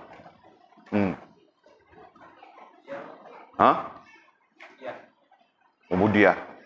Kau ubudiah itu nanti berlaku, bah. Nah, Walid kasih kamu orang bukti. Ingat ya, semua orang ingatnya. Ketika kita mau solat, ada niat, betul. Ya. Ketika kita mau puasa, ada niat, betul. Ketika kita mau buat kerja haji, ada niat, betul. Ketika kita mau berzakat pun ada niat, betul. Nah, ketika kau niat itu, kau menyebut sahaja aku. Sahaja dengan makna sengaja. Sengaja dengan makna tidak dipaksa. Betulkah? Nah, kau pun senyum saja, Miji. Wajar sudah semua orang. Tidak ada sedikit pun kamu orang yang tidak wajar. Kalau ilmu itu, nah penuh sudah padang itu, tahukah? Nah, kamu orang yang tidak simpan elok-elok. Nah, Rantau tahu dia tadi. Tapi Walid tanya Mizi. Nah, dia pun buat tidak tahu gitu kan. Nah, Rantau dia warak. Betulkah? Nah, cuba kau niat, Pak Mizi. Cuba kau letakkan satu niat. Kau mau sembahyang isyak sekejap lagi. Kau sebagai makmum. Kau niat macam mana? Nah, kau sebut saja kan? Sebutannya bukan niatnya. Dalam niat pun sama saja itu kan. Nanti dalam hatimu, sahaja aku solat fardu isyak 4 rakaat jadi makmum. Contohnya, kerana Allah SWT. Perkataan sahaja itu. Nah, itulah gambarannya bahwa kita tidak dipaksa. Jelas ya? Ingat sampai bila-bila. Belajar saja sampai tidak tahu. Yang mana? Tapi bagus juga belajar. Walaupun tidak tahu kan. Daripada tidak belajar. Betul kan? Nah, disitulah kita tidak dipaksa. Allah tidak memaksa kita. Dan kita pun melakukannya bukan dalam keadaan terpaksa. Maka sahaja aku salat fardu. Sahaja aku itu. Sahaja aku ini. Sahaja. Jelas ya? Nah, jadi begitulah maksudnya kata musannif, ya. Beragamalah. Berarti laksanakanlah perintah agama. Laksanakanlah syariat itu tanpa rasa terpaksa. Jelas ya? Nah, mau menggantikan rasa terpaksa itu apa? Ubudiyah, rasa kehambaan kepada Allah Subhanahu wa taala. Kunci kepada rasa kehambaan adalah sedar diri. Ingat ya, kunci kepada rasa kehambaan itu adalah sedar diri. Boleh habiskan ayat ini, habiskan ayat ini sikit ya. Sikit saja. Dan kata musannif, dan pergaulilah ahli-ahli agama, dan pergaulilah, bercampur gaul. Nah, ayat Walid senang saja, bersuhbah itu kan. Itu perkataan yang kita gunakan secara ilmiah. Pergaulilah. Nah, nanti kalau bahasa akademiknya adalah bersosialisasi. Nah, payah lagi kita. Ya kan? Pergaulilah artinya bercampurlah. Atau istilah kita suhbah. Bersuhbahlah, ay bergaullah ahli-ahli agama. Katanya ahli-ahli, dalam teks Arab pun menyebut ahli juga. Ahli-ahli dengan maksud orang yang memahami agama. Ya, itu maksud ahli-ahli. Nanti, oh beliau adalah ahlinya masak, berarti orang yang sangat paham tentang masak, gitu kan? Yang ini ahlinya apa, itu ahlinya apa. Nah, jadi ahlinya agama berarti orang yang memahami agama. Jadi kita bercampur dengan orang yang memahami agama. Jangan campur orang yang tidak paham agama. Campur dengan orang yang tidak paham agama, dua keadaan. Satu, kita tidak akan tahu agama lebih daripada dia. Dan yang kedua, dia akan mencacamarbakan, tahu tak? Mengelirukan. Dia akan mengelirukan faham agama itu sendiri. Ya. Nah, orang yang tidak paham agama, nanti dia mengelirukan. Betul tak? Banyak keadaan begitu. Jadi, apa yang perlu kita buat? Tadi kita sebut sudah ya, ada yang perlu kita tinggalkan. Perlu kita tinggalkan, dengan berani meninggalkan. Begitu. Ya kan? Dan kita pun dengan berani perlu bergaul dengan ahli-ahli agama. Belajar daripada mereka. Kutip daripada mereka pengetahuan-pengetahuan. Nah, begitu. Okey. Kenapa? Karena mereka adalah manusia yang penting dan utama. Kenapa? Karena ahli-ahli agama itu adalah manusia yang penting dan utama. Manusia yang penting dan utama. Perkataan utama dalam bahasa Arab dipanggil aula. Jangan? Perkataan penting, nah itu bahasa kita. Penting. Kenapa penting? Karena ahli agama itu menjadi jambatan, menjadi wasilah. Ya. Ahli agama itu menjadi jambatan, menjadi wasilah kepada kita untuk sampai memahami agama itu. Betul kan? Nah, karena itu penting. Kemudian disebut utama. Kenapa utama? Utama dengan maksud diberikan perhatian. Ya kan? Utama dengan maksud diberikan perhatian. Jadi kita perlu menganggap ahli agama itu penting. Dan kita perlu memberi perhatian kepada mereka. Faham kami ini? Nah itu. Jangan kau menganggap ahli agama itu tidak penting. Ketika kau menganggap ahli agama itu tidak penting, kau tidak akan memberi perhatian kepada mereka. Ini keadaan-keadaan, ini adalah fenomena-fenomena di mana-mana pun. Ya. Sebab itu, kadang-kadang Walid mengajar di masjid, kita sedang mengajar, bersungguh-sungguh, menghuraikan. Nah, yang ada mengajar, yang mengaji tidur dia. Tidur di sana, tidur di penjuru itu, tidur di penjuru ini, di masjid. Kenapa? Mereka tidak memberikan perhatian. Kenapa mereka tidak memberikan perhatian? Nah, mereka menganggap tidak penting. Kita yang datang itu tidak penting, paham tak? Kalau mereka menganggap kita yang datang itu penting, ustaz yang datang itu penting, guru yang datang itu penting. Dalam masa yang sama, dia kita sebut mengutamakan. Nah, dia akan memberi perhatian. Kan? Nah, itu tabiatnya manusia. Jadi selama mana kita dalam tabiat itu, kita perlu buang. Tahukah? Siapapun. Ya.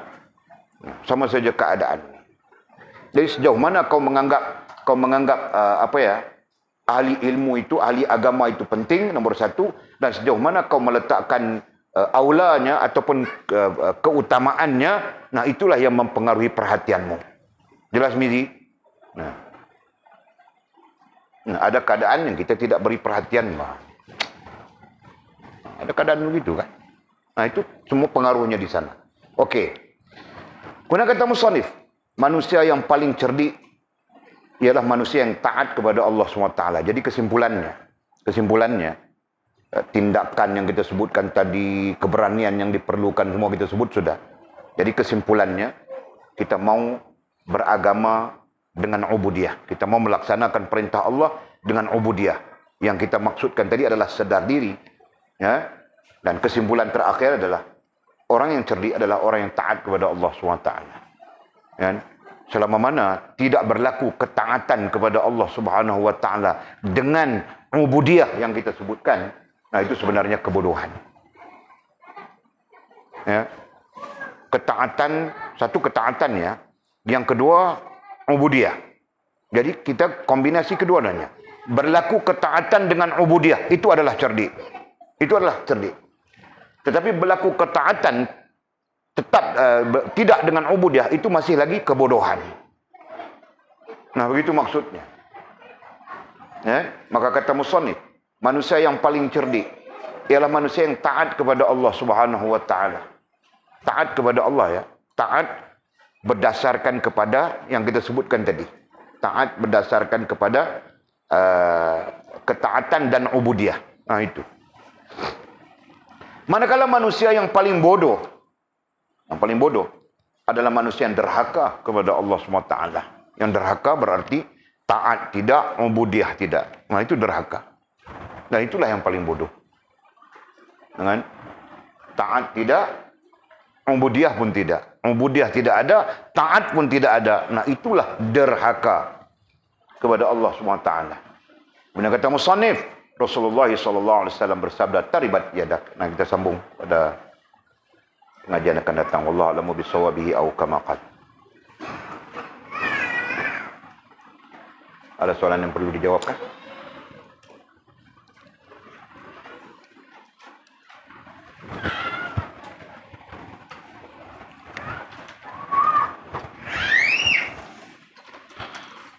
Ada soalan? Tiada. Sila.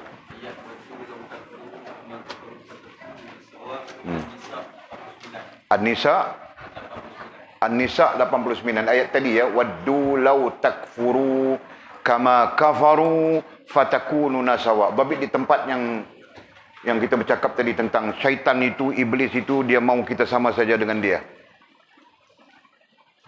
Di mana boleh bercakap itu tentang soleh itu nomor 2. Poin nomor 2, keberanian orang soleh. Nah, di sana ada perkataan syaitan, kita kaitkan dengan iblis dan sebagainya. Nah, iblis mau, syaitan mau, kita dengan dia sama saja. Waddu law takfuru kama kafaru fatakununa sawa. An-Nisa ayat berapa tadi? An-Nisa ayat 89. Allahu a'lam. Habisnya. Bismillahirrahmanirrahim. Alhamdulillahirabbil alamin wassalatu wassalamu ala asyrafil mursalin sayyidina wa maulana Muhammad wa ala alihi washabbihi ajma'in. Allahumma iftah lana futuhal arifin warzuqna fahman nabiyyin waj'alna min ibadikas salihin. Allahumma ihdina siratal mustaqim siratal ladzina an'ama Allah minan nabiyyin wasiddiqin wasyuhada'i wassalihin. Allahumma rabbana iftah bainana wa bain qaumina bil haqq wa anta khairul fatihin. Allahumma a'inna ala dzikrika wa syukrika wa husna ibadatik. Allahumma faqihna fid din wa 'allimna at-ta'wil. Allahumma faqihna fid din wa 'allimna at-ta'wil. Allahumma faqihna fid din wa 'allimna at-ta'wil.